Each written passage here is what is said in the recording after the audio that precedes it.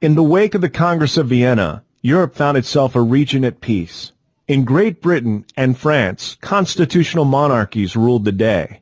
Across much of Central and Eastern Europe, absolute monarchs remained in power. It appeared that in large part, the Congress of Vienna was successful.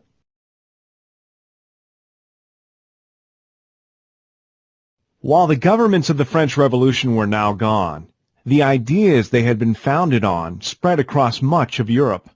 Just because Napoleon was gone didn't mean that everyone just forgot about the Napoleonic Code. These revolutionary ideas could only stay dormant for so long.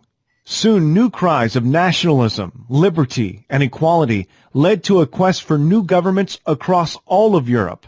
What appeared after 1815 to be the beginning of a lasting peace soon became a wave of violence. One of the loudest cries heard around Europe was that of nationalism. Peoples united by common religions, language, cultures, and histories began to fight for self-rule. One of the first of these nationalistic revolutions began in 1821, when Greeks began a drawn-out campaign to overthrow their Ottoman rulers. Because this revolution did not directly threaten the traditional order, and because it found popular support across much of Europe and America, Greeks soon found they had the military backing of Britain, France, and Russia. By 1832, the Muslim Ottomans had been defeated, and Greece was an independent state. The 1830s saw an expansion of nationalist revolutions. However, these revolutions were different from the Greek Revolution because they directly threatened the traditional order. In France, the July Revolution of 1830 brought the downfall of Charles X and a final end to the Bourbon monarchy. Once again, the French people would inspire the continent. In the Russian territory of Poland, the Polish people led a year-long revolution, but in 1831 were defeated by Russia. In the Netherlands, the Belgian people, united by their Catholic faith and French language, led a successful revolution against a largely Calvinist Dutch government.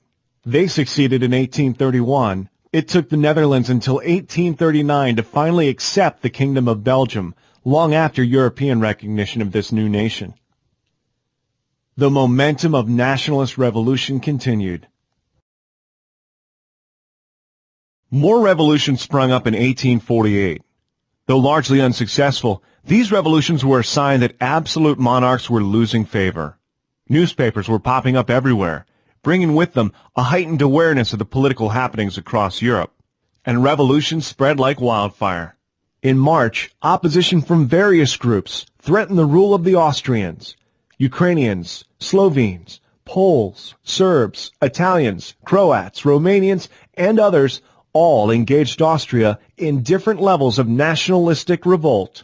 Perhaps the largest began on March 15th, when a Hungarian uprising began. This revolution lasted more than a year, but ultimately was crushed with the help of Russian forces. Austrian monarchs remained in power for the time being. Revolutions across the Confederation of German states also began in March of 1848. United by language and a desire for more political freedoms, such as free press, these revolutions threatened the governments of both Austria and Prussia, who ruled over the territories. These revolutions slowly lost momentum when an ad hoc German government, the Frankfurt Assembly, was unable to organize and unite the German state against their oppressors.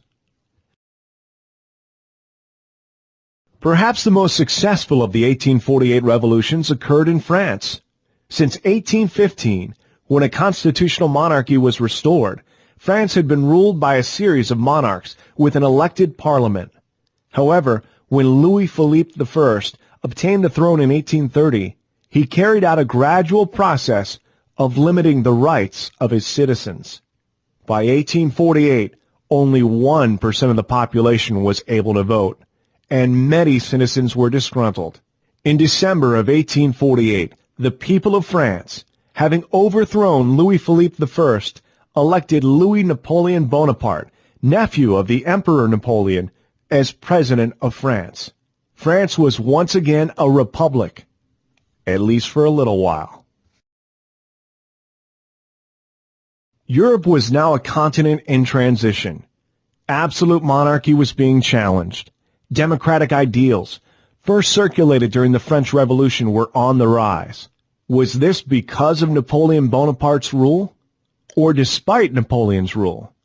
That is a question for a committed historian to answer. You have completed the mini-lesson. Please close the window to return to the lesson.